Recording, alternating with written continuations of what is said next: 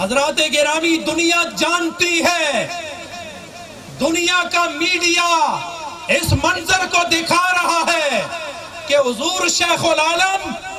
Religious spiritual leader کی حیثیت سے کبھی کسی کے ہاں نہیں گئے، لیکن اس دور کے وزیر اعظم ڈیوڈ کیمرون کے گھر گئے اور اسے بتایا کہ تیری بادشاہی میرے پیش نظر نہیں، مجھے اپنے شہنشاہی کی بادشاہی میرے پیش نظر ہے۔ جس نے اولین پر حکومت کی، جس نے آخرین پر حکومت کی، جس نے موجودات پر حکومت کی، جس نے معدنیات پر حکومت کی، جس نے جنوں پر حکومت کی، جس نے انس و بشر پر حکومت کی، وہ جناب محمد الرسول اللہ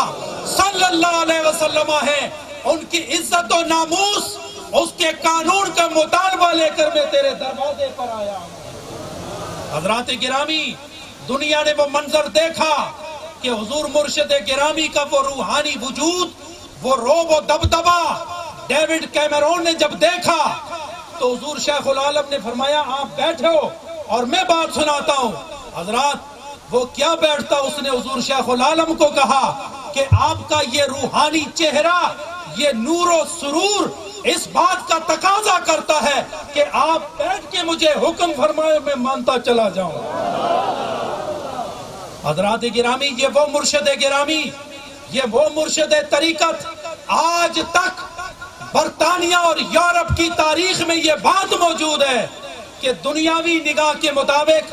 جو سب سے بڑی عدالت برسل میں موجود ہے، آپ نے اپنے مریدین قانون دان بیرسٹر سے مشورہ کر کے کہا کہ کیا اگر وہاں ناموس رسالت کا مسئلہ اور کیس کو لے جایا جائے تو کیا کامیابی کی ضمانت مل سکتی ہے؟ تو بڑے بڑے قانون دانوں نے، دانش مندوں نے اور بیرسٹروں نے یہ بتایا، حضور اول تو آپ کو وہ جانے نہیں دیں گے، اور اگر چلے بھی گئے تو آپ کا کیس وہ قبول نہیں کریں گے۔ اگر کیس داخل ہو گیا تو ہم قانون کی روشنی میں یہ یقین دلاتے ہیں کہ اگر وہاں یہ قانون داخل ہو گیا تو ناموس رسالت کا قانون آپ کے توسط سے پوری دنیا کے لیے نافذ ہو جائے گا۔